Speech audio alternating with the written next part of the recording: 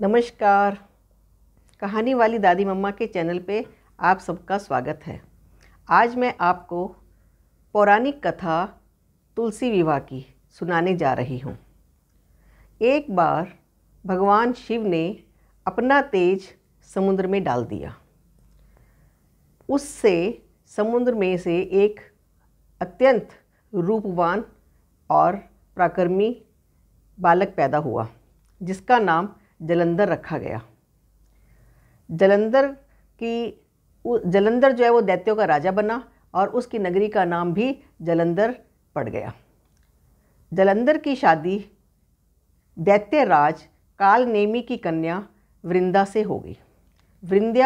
वृंदा जो थी वो बहुत ही सती व्रता स्त्री थी और रूपवान भी थी, परंतु जलंधर को अपनी शक्तियों का बहुत गर्व होता जा रहा था।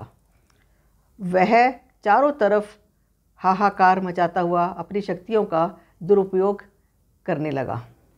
एक बार वो माँ लक्ष्मी के पास विवाह के लिए गया। माँ लक्ष्मी ने कहा कि नहीं, मैं भी समुद्र से उत्पन्न हूँ और तुम भी समुद्र से उत्पन्न हो, तो तुम और हम भाई बहन हो गए। तो जलंधर ने अपने ऊपर कंट्रोल किया और वहाँ से परास्त होकर अपना समूह लेकर आ गया। अब उसने क्या किया कि शिवजी का रूप धारण किया और माँ पार्वती को प्राप्त करने के लिए कैलाश पर्वत पर गया। कैलाश पर्वत पर जाके उसने माँ पार्वती के सामने प्रस्ताव रखा, परंतु माँ पार्वती ने अपनी योग शक्ति से पहचान लिया कि ये दैत्य जलंधर है और वहाँ से वो अंतर्ध्यान हो गई।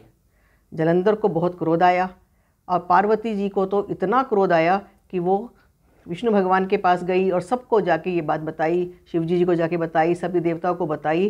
तो सब लोगों को बहुत क्रोध आया कि जलंधर की तो बहुत ज़्यादा उसकी वो शक्तियाँ बढ़ती जा रही हैं, इसके घमंड को चूर करना चाहिए, इसको परास्त करना चाहिए। परंतु सब कहने लगे कि उसकी जो पत्नी है वृंदा, वो बहुत ज़्यादा पतिव्रता है और उसके पतिव्रता धर्म की वजह से जलंधर को कोई परास्त भी नहीं कर सकता और उसको मार भी नहीं सकता। तो सभी ने मीटिंग करी, सभी देवता इकट्ठे हुए, भगवान विष्णु के पास गए कि क्या किया जाए, इसका तो अंत होना ही चाहिए। तो भगवान विष्णु जंगल में गए जहाँ वृंदा रहती थी।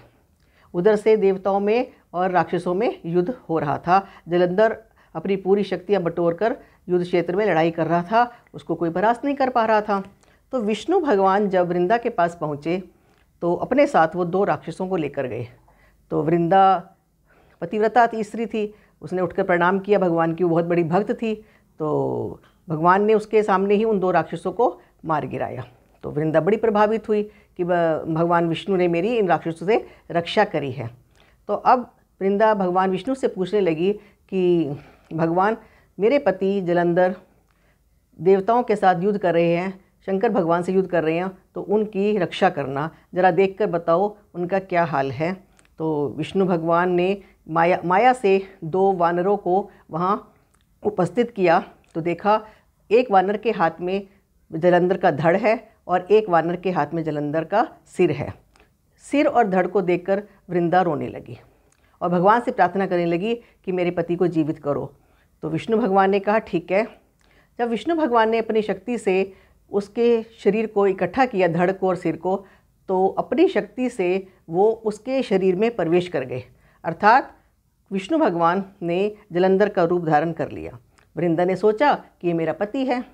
अब वो विष्णु भगवान के साथ पत्नी के रूप में रहने लगी। अब वृंदा का जो पतिव्रता धर्म था वो भंग हो गया।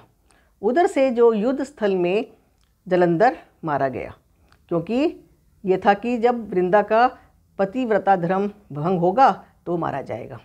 जब वो मारा गया और वृंदा को इस छल का पता चला तो उसे विष्णु भगवान पर बहुत क्रोध आया। तो उसने विष्णु भगवान को श्राप दे दिया कि तुम पत्थर के हो जाओ। तो जैसे ही भगवान को श्राप दिया तो सारे ब्रह्मांड में हाहाकार मच गया कि ये कैसे हो सकता है कि भगवान अगर पत्थर के हो जाएंगे तो सारा ब्रह्मांड कैसे चलेगा। तो सभी आकर वृंदा से अनुनय विनय करने लगे, प्रार्थना करने लगे कि भगवान को श्राप से मुक्त करो। ब्रह्मांड कैसे चलेगा। तो वृंदा भगवान की बहुत बड़ी भक्तनी थी, तो भगवान को उसने श्राप मुक्त कर दिया और बोली कि ठीक है, मैं अपना श्राप वापस लेती हूँ। तो विष्णु भगवान तो वृंदा से वैसे ही प्रसन्न रहते थे, तो उन्होंने कहा कि तुमने मुझे श्राप मुक्त किया, परंतु मैं शालिग्राम रूप में तुम्हारे साथ हमेशा रहूँगा। तो तुलसी वृंदा ने वहीं पर अपने आप को आत्मदाह कर लिया, और आत्मदाह करने के बाद उसकी उस भस्म से वहाँ पर एक पौधा उत्पन्न हुआ, और वो पौधा तुलसी का बना।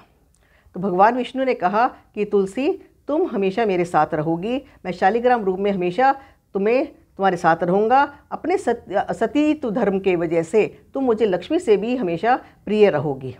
तो इसीलिए ये कथा प्रचलित है कि कार्तिक मास में और शुक्ल पक्ष की जो एकादशी आती है, उसको देव उठनी एकादशी भी कहते हैं, उस दिन तुलसी का विवाह शालिग्राम के साथ किया जाता है। जो लोग तुलसी और शालिग्राम का विवाह करते हैं तो उनकी इस कार्य से सबके घरों में बहुत ज़्यादा संपन्नता आती है, धन धान्य से पूर्ण होते हैं, लोगों को बहुत पुण्य लगता है। और ये भी कहा जाता है कि जिसके घर में कन्या नहीं होती और यदि वो तुलसी का कन्यादान कर दे तो उनको उतना ही पुण्य मिलता है। तो घरों में लोग सब तुलसी लगाते हैं। तुलसी मिश्रित और गंगा जल डाल के जिनको मरते समय अगर मुंह में डाला जाता है तो वो सीधा कहते हैं कि उसको स्वर्ग मिलता है और मोक्ष मिलता है। तो घर घर में तुलसी का पौधा लगाया जाता है। जिस घर आंगन में तुलसी होती है उस घर में कहते हैं वो यमदूत भी वहाँ से भागते हैं। तो ये कहा जाता है कि पूजा की जाती है तुलसी की। कार्तिक मास में तो बहुत ज़्यादा रात को दिया जलाया जाता है, और ये कहा जाता है कि तुलसा माँ अड़वा दे, लड़वा दे, पीताम्बर की धोती देना, चंदन का काठ देना, सांझे का रास देना, मीठा मीठा ग्रास देना, दाल भात का जामन देना, 11 का दिन देना, कृष्ण जी का कांदा देना, चटके की चाल देना, पटके की मौत देना। अर्थात जो इस मंत्र को पढ़ता है, तुलसी को सींचता है, उसके सारे पाप नष्ट हो जाते हैं, उसको बहुत पुण्य मिलता है। जय तुलसी माता की।